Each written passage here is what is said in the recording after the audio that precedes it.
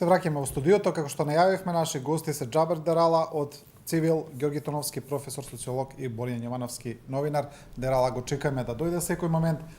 Јовановски, како што кажав на почетокот, вие сте еден од тие жртви цел на овие напади кои се случија во овие неколку дена, значи дел од нив се, значи Владимир Милчен пријави дека пред неговиот дом дошле некои луѓе.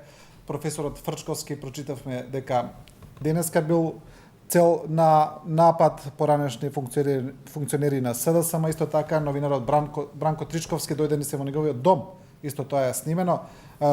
Кажете ми, мислам дека јавноста знае, но можете ли да ми кажете вие што се случи, очекувавте ли вакво нешто да ви се случи, имате ли индиции отприлика кој го направи? Со оглед на сите закани што сум ги добивал по пораки, со оглед на целата атмосфера, со оглед на интервјуто на лидерот на ВМРО ДПМН во дадено за Сител минатиот викенд, за очекување, тоа се ситуации, ова не ми е ново мене, да на такви вербални закани и така натаму бидам изложен. Тоа е една ситуација која се провлекува од 2008 година наваму, ако сакате. И тоа е резултат на тоа што говорот на омраза се наметна како најнормален инструмент во секојдневната комуникација. Дебатата се суспендираше и говорот на омраза е тој кој треба да ја субституира. При тоа, институциите не го санкционираат, и не само што не го санкционираат, туку имате вие институции кои непосредно дури го инспирираат говорот на омразата.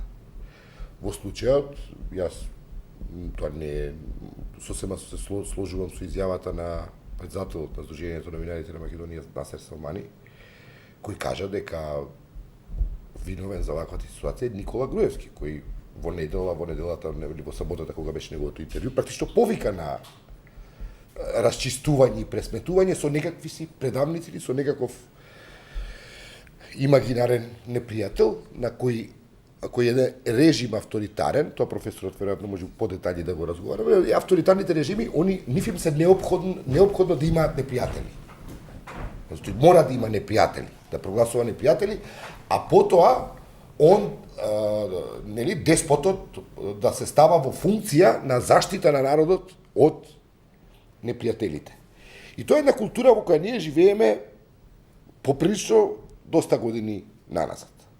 И сега има жртви кои јас себе си не се сметам за толкава жртва, колку што мислам дека се жртва овие децава кои се впуштаат и влегуваат во тој дете кое ќосаво, не се ни бричи, тоа дете кое ми пристапи.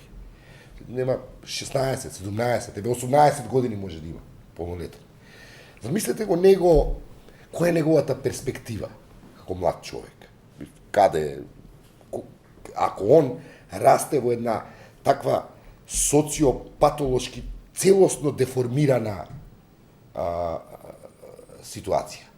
И ако видите, јас сум јавна личност. Јас немам проблем со тоа да како јавна личност, јас сум свесен, ја не можам да им се допаѓам на сите.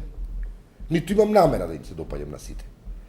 Јавните личности се, како да кажам, некаков таргет на некогаш на симпатии, некогаш на несимпатии, некогаш и на омраза и така натаму. И тоа е се во ред. И тоа може би да го прифатам до таму.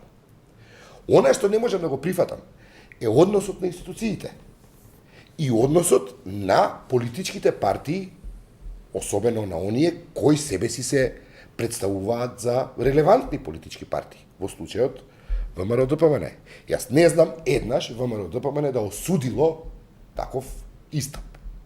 Они сега слушам прават некакви паралели, како им беше на оние кога Саше Политико ги напаѓаше. Со што ги напаѓаше Саше Политико? Со прашање. Тоа не е напад. Нека повели, нека ме праша кој сака. Јас сум спремен да одам, јас не знам зашто, јас за мене сум слушал се и се што по тие нивни медиуми. Никогаш никој не ми се обратил да ме викне, да ме праша, добро, Боријан, ти зашто си предавник? Нека ме праша и така, ако би. Нека ме викне на вака како да кажам, најагресивен харток. Ќе го прифатам. Ама да разговараме. За да можеме да се објасниме. Како тоа предавник, оние сакаат Македонија, ние другите не ја сакаме Македонија. Ма немој. Али проблемот е што оние суспендираа дебатата за да, бидејќи не можат да се, немаат снага, ни интелектуална, ни било каква, да се соочат со аргументи. И тогаш имате оваа ситуација. Мислите ли дека еве тоа младо дете кое што велите не се ни бричи се уште, знае ли он воопшто кој сте вие? Јас знае ли он вашите ставови? Појма нема. Не верувам дека знае. Знае ли он што сте пишувале вие во животот? Не верувам, како може да знае? Како би можел да знае? Јас верувам дека он памти, пред ние, еден кога бев поприсутен во јавноста, 2011 ја затворија, тоа беше веќе има 6 години од тоа, тој бил детуле. Тогаш.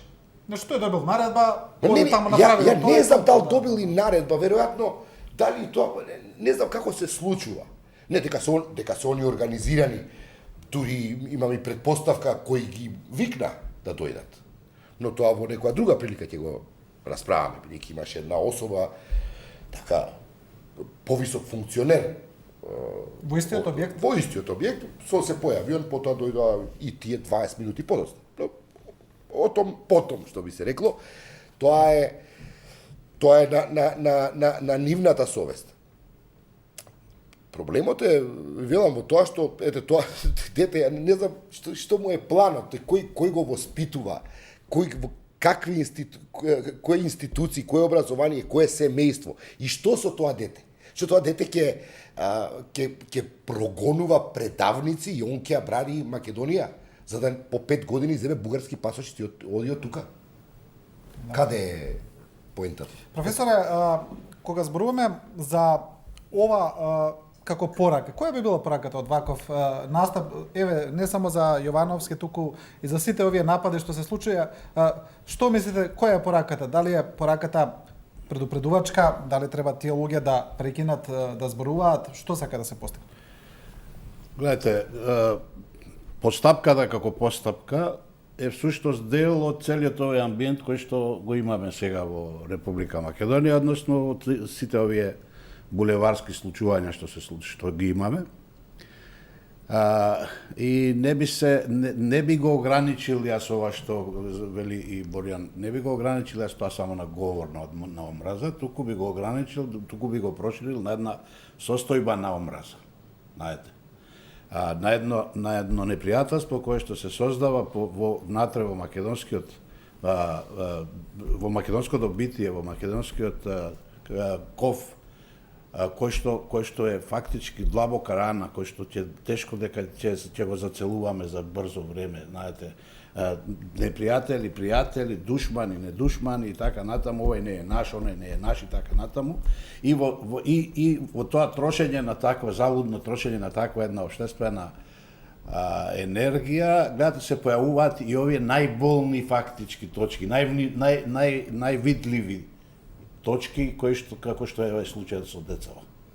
Значи, се работи, убеден сум, бидејќи тоа колку што можеме да видиме нели по медиумите, убеден сум дека не се работи за деца кои што имаат било каква врска со идеологија.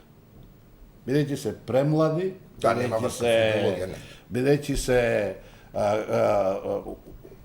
по настапот уплашени, бегаат веднаш кога ќе се извршат задачата и така натаму, не се од ковот на млада Босна.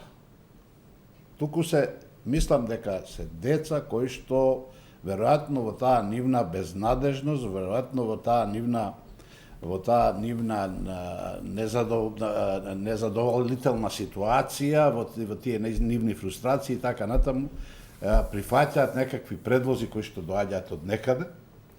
Ние можеме да се сомневаме на ова или она, немаме аргументи од каде, меѓутоа тие деца самите тоа не го прават, туку некој тоа е организирано. Нормалниот не знае кај е воденица, не да ме најде во воденица.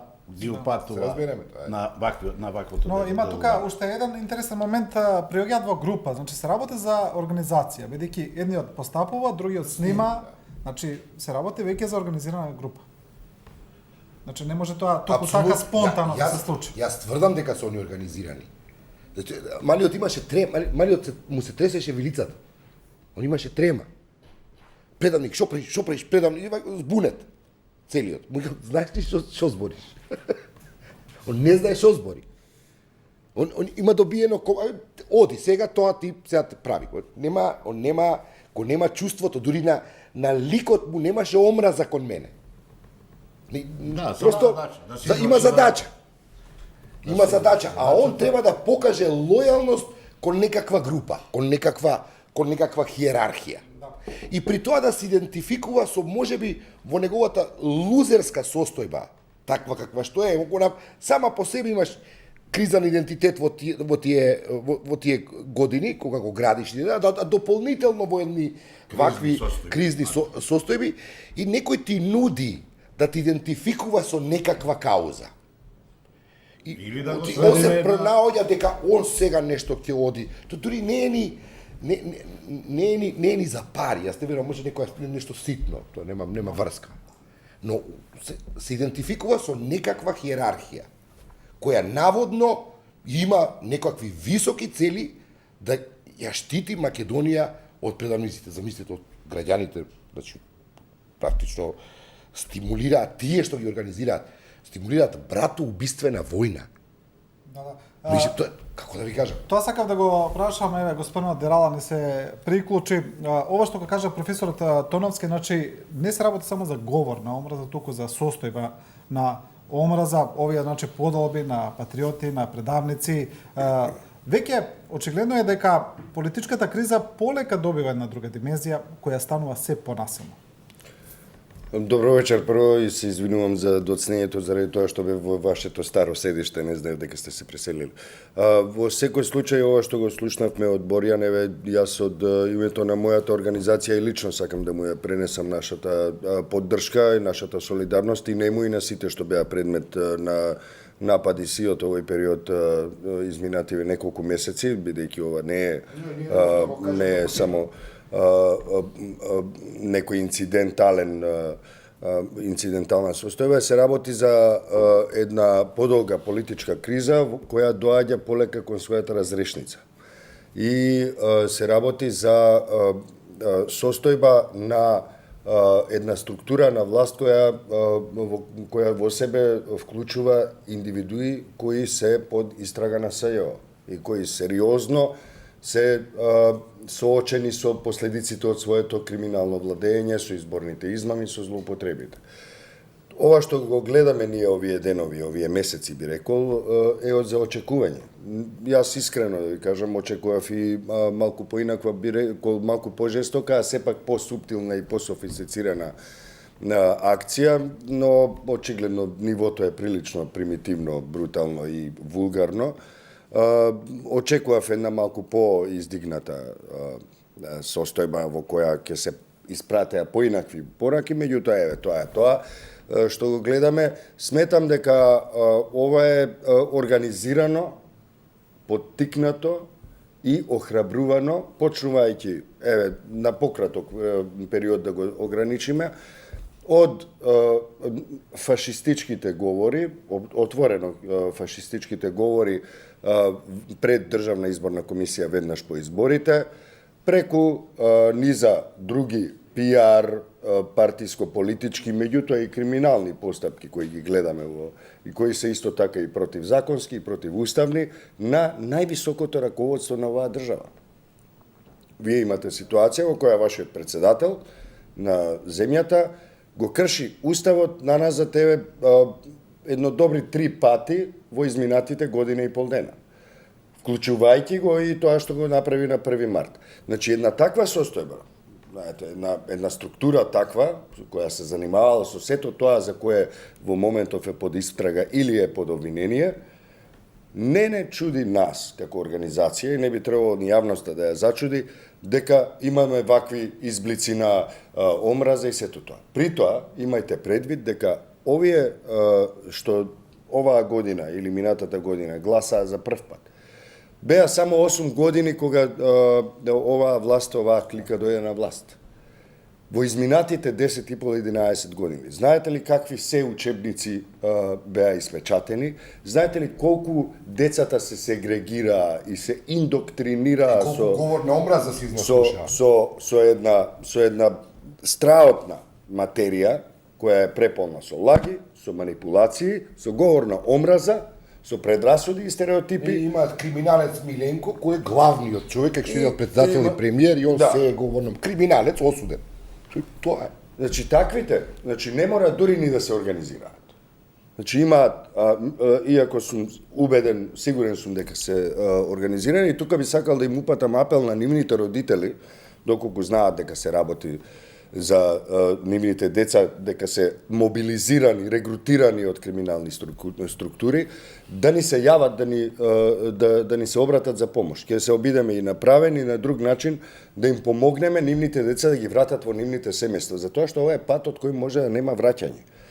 Денеска ќе го плукнат Борјан Јовановски заради тоа што мислат дека бранат нешто или слушаат нешто или ќе одушеват некого, ама утре ќе влезат во уште пожестоки криминални води од кои нема враќање. Заради тоа ги советувам родителите да се јават во релевантни институции или пак во невладини организации кои се занимаваат со човекови права и слободи, меѓутоа и со помош на деца. И да им помогнеме на семејствата некако да се ги вратат децава назад. Заради тоа што се регрутирани од мрачни сили, како што нели нас не нарекуваат. Токму тие кои утре треба да се појават на суд.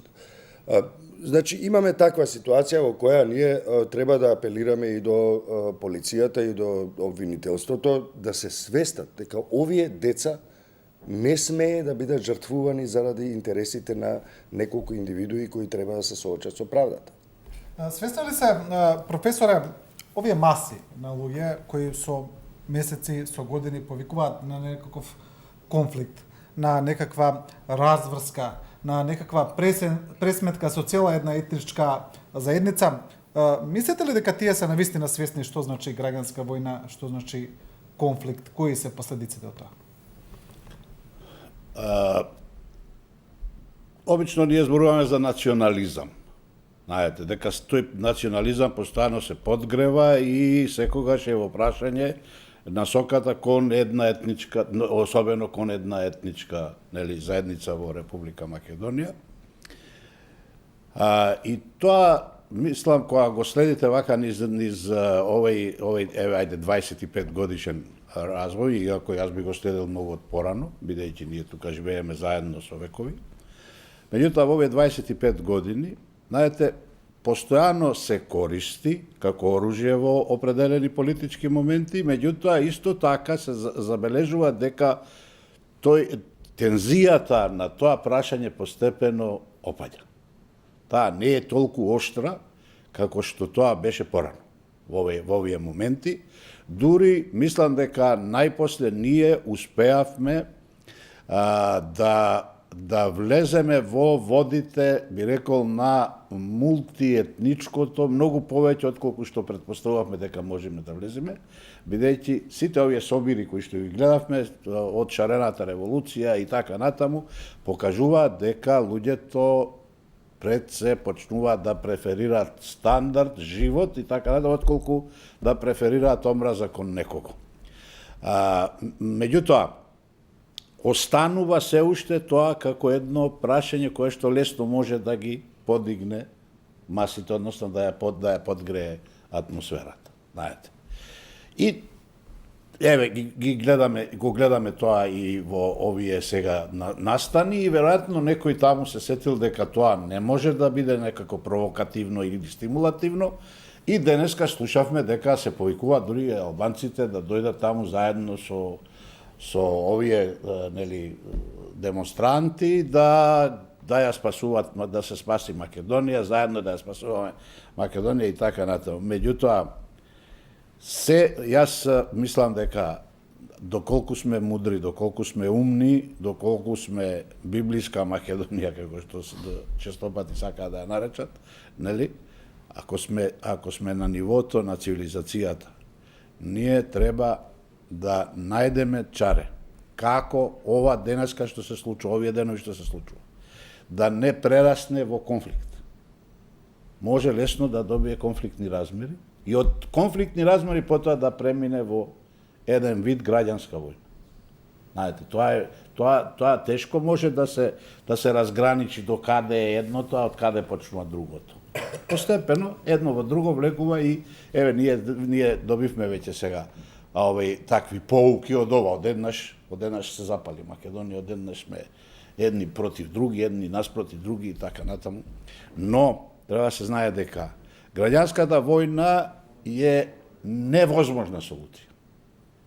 Непосакувана, непотребна, најстрашна солуција што може да му се случи на едно општество, граѓанската војна. И втора солуција, знаете ли која е најстрашна? Ако после овие најави тука сега вакви писма од Русија, онакви писма од Америка и така натаму, пак се делиме на западњаци и источњаци и така натаму, втората солуција најстрашна е ако почне дипломатската игра со Македонија. Тогаш тоа може да се влече со години. Ниедна дипломатска игра не завршила за 20 дена.